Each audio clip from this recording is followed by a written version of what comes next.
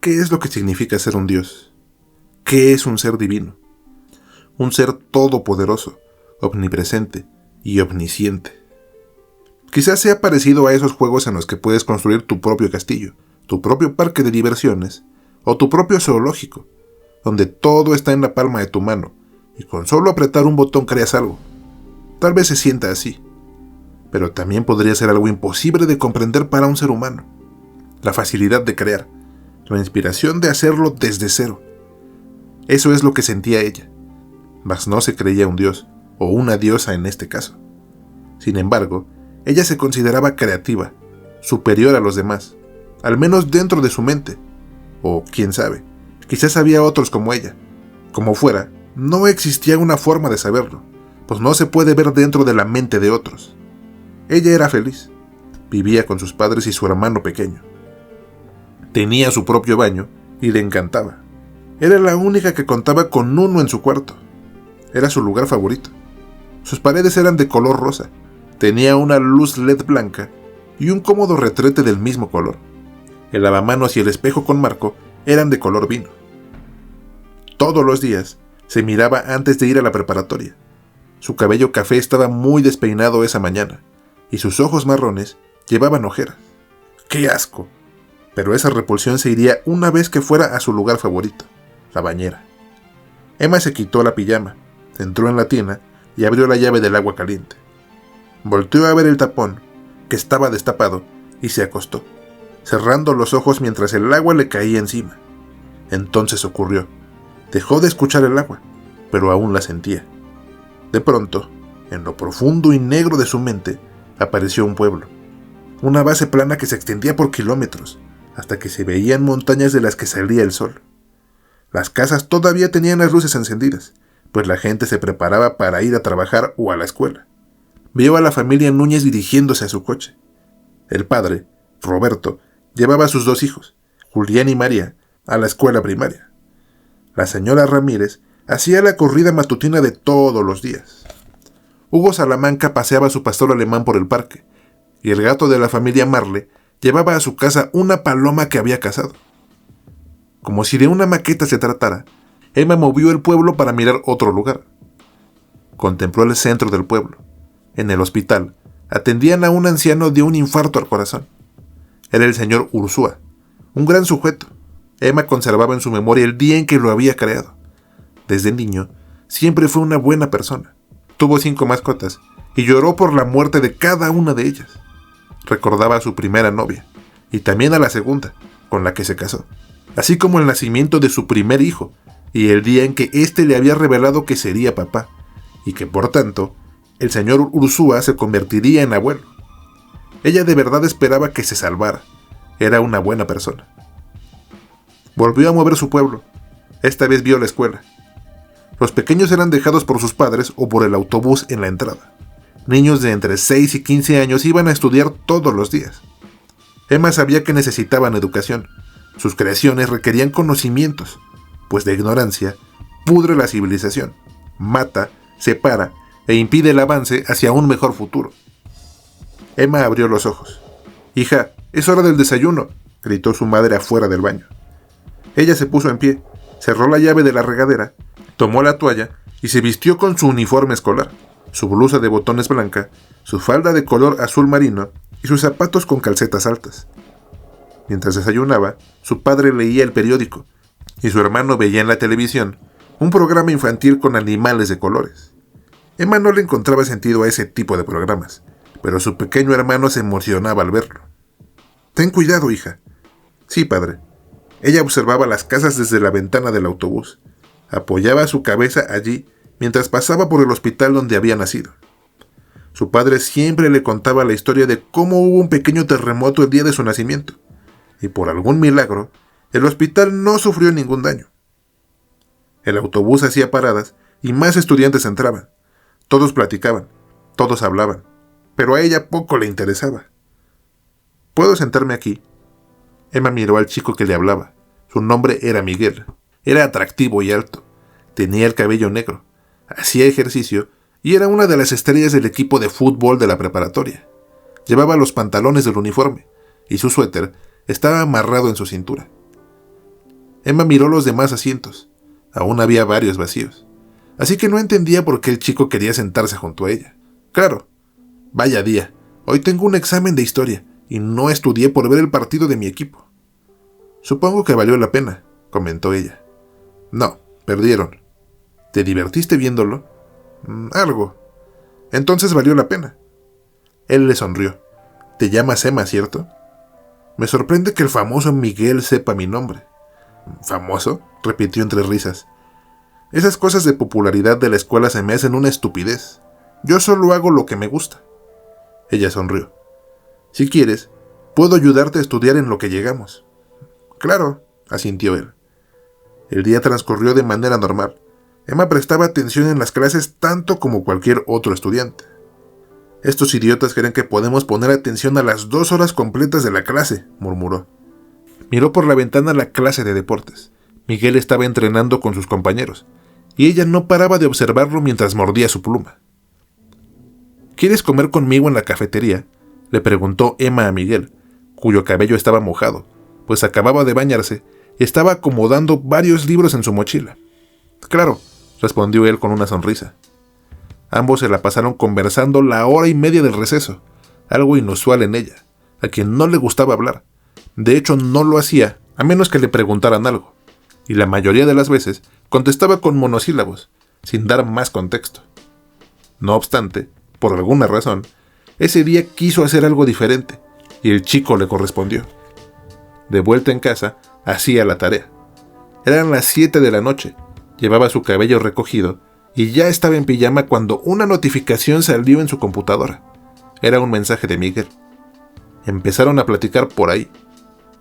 Al día siguiente, Emma entró a bañarse, y luego de ver el tapón de su bañera destapado, entró en su mundo. Decidió ir al cementerio. Había resuelto hacerse pequeña y bajar a su propio pueblo, tal como los antiguos dioses nórdicos y griegos, fingiendo ser un ciudadano normal. Vestida de negro, Emma se posó a unos metros de la familia Ursúa, quienes enterraban al abuelo. Sus nietos lloraban, y su hijo mayor se mantenía serio, aunque ella sabía que quería llorar, pero no quería parecer débil delante de sus hijos. La viuda del señor Ursúa, en silla de ruedas, le entregó una semilla a su hijo más joven, y como era tradición, éste la plantó donde habían enterrado a su padre. En ese pueblo, en ese mundo, los cementerios no estaban llenos de tristeza, sino de vida. Emma lo había decidido así, y era lo que les había enseñado. Cuando un anciano moría, su hijo menor le plantaba una semilla de roble. Así, el alma del difunto pasaría a la vida del roble, y viviría muchos años más. En ese mundo no había lápidas. Cuando el árbol tenía el grosor suficiente, se raspaba para escribir el nombre por el que había sido sembrado. Era una tradición sumamente importante para los pueblerinos y para Emma. Ella caminó hacia ellos, quienes no la notaban ni la veían si ella no lo quería. Luego se dirigió a las viviendas. Una vida fue perdida, una nueva vida debe venir, dijo. Fue a la casa de unos recién casados y tocó el vientre de la esposa mientras el matrimonio dormía. Pensó en Miguel, una copia, un clon, un Miguel de otra realidad, o como sea que se le diga en esta situación, nacería en ese mundo. El niño sería hijo de ese matrimonio y viviría en ese pueblo hasta que muriera. Ven a mi casa, podría ayudarte a estudiar, propuso Emma sin dudarlo. Se encontraban en los pasillos. Varias personas pasaban platicando. Otros corriendo porque se les hacía tarde, y otros caminaban solos con audífonos. ¿Tus padres dejan que metas a desconocidos a tu cuarto? Ellos no llegarán hasta la noche. Además, no eres tan desconocido. Me conociste ayer, le recordó a Miguel sonriendo. Sí, bueno, ¿qué importa? Está bien, iré a tu casa después del entrenamiento de la tarde. Emma y Miguel se besaban en la cama del dormitorio. Su pequeño hermano veía programas infantiles en la sala, y para asegurarse de que nada incómodo sucediera, ella cerró la puerta con seguro. Creí que íbamos a estudiar, susurró Miguel. A nadie le importa eso. Emma tomó la nuca del chico, haciendo que se acostara encima de ella. Sin parar de besarlo, se perdió en sus pensamientos. ¿Por qué estaba haciendo eso? Lo sabía y lo ignoraba a la vez. El chico le gustaba, le atraía, y ella quería escapar de lo rutinario, de lo aburrido, de lo ya establecido. Era como si con sus besos y con sus abrazos rodeando el cuello del chico, quisiera llevarlo con ella y mostrarle su pueblo. Tal vez ambos podrían ser dioses, crear cosas nuevas, expandir lo ya creado. ¿Por qué no vivir y ser parte de ello? Sin embargo, no sabía cómo hacerlo. Era imposible entrar en la mente de alguien más, al menos para ella, y si había alguna manera mágica de hacerlo, la desconocía. El chico empezó a meter las manos dentro de su falda. Ella no se lo impidió, pero escuchó un ruido que reconoció y la sacó de sus pensamientos. «¡Mierda! ¡Mis padres!», exclamó. Separó la cara del chico de la suya, se levantó de su cama y abrió un poco la puerta de su cuarto para escuchar. En efecto, habían llegado. «¿Dónde me escondo? ¿Qué?» «Sal por la ventana», lo interrumpió. «¿Por la ventana?» «Anda, no está tan alto», dijo ella abriéndola. «¿Qué? Pero…» Miguel se quedó pensando un momento. «Nos vemos mañana», prometió, dándole un beso y saltando al piso mientras ella reía. Al día siguiente, Emma se despertó de buen humor. De verdad lo hizo. Estaba feliz ese día. Entró a su baño, abrió la regadera, se acostó en la bañera y cerró los ojos.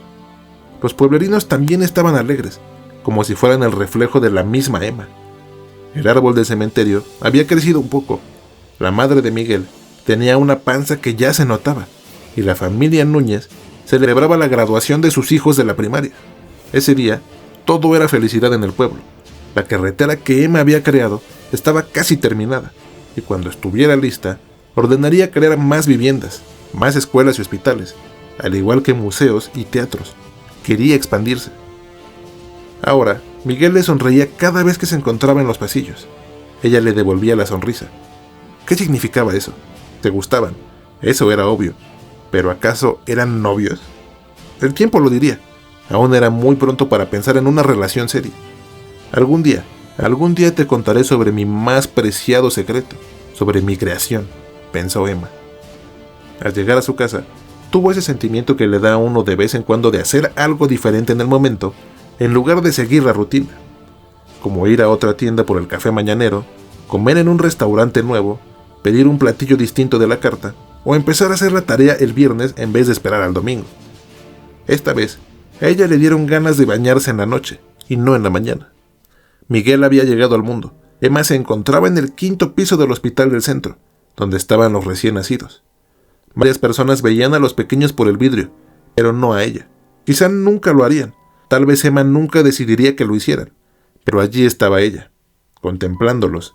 Miraba en especial a dos. El pequeño Miguel lloraba en su pequeña cuna, y a su lado se hallaba una bebé llamada Emma. «Es muy linda mi hija», dijo un señor que estaba junto a ella. Luego tomó su cámara y le tomó una foto a su bebé. Emma salió del hospital y encogió el pueblo, haciéndolo parecer una maqueta. Sin embargo, cuando quiso salir, no pudo. Tampoco fue capaz de abrir los ojos. Empezó a exasperarse. No conseguía despertar. Su frustración causó un terremoto en el pueblo. Los edificios cayeron y las calles se agrietaron mientras ella gritaba desesperadamente hasta que todo se apagó. Una hora después, encontraron el cuerpo de Emma en la bañera. Se había ahogado. La madre se había duchado antes en el baño y había dejado el tapón puesto. Una foto de la sala cayó al suelo mientras los paramédicos entraban a la casa. Era la imagen de una bebé recién nacida llamada Emma, y a su lado, un bebé llamado Miguel. Si quieres que alguna de tus historias o relatos aparezcan en Relatos Terroríficos y dónde encontrarlos, pueden mandármelas al correo elrincondelosmalditos795@gmail.com, donde las estaré leyendo gustoso, y si logran atraparme, seguramente les dé vida en un video como este. Por último, quiero invitarlos al Patreon del Rincón de los Malditos, y si gustan apoyarme, les estaré eternamente agradecido. Todas sus aportaciones serán destinadas a mejorar este canal y para impulsar los otros proyectos en los que estoy trabajando actualmente. De igual modo, un like, un comentario y compartir este video son acciones que me ayudan más de lo que se imaginan, y agradecería profundamente si pudieran ayudarme de esa manera. Muchas gracias si han llegado hasta este punto, y vuelvan pronto para escuchar más relatos terroríficos y dónde encontrarlos.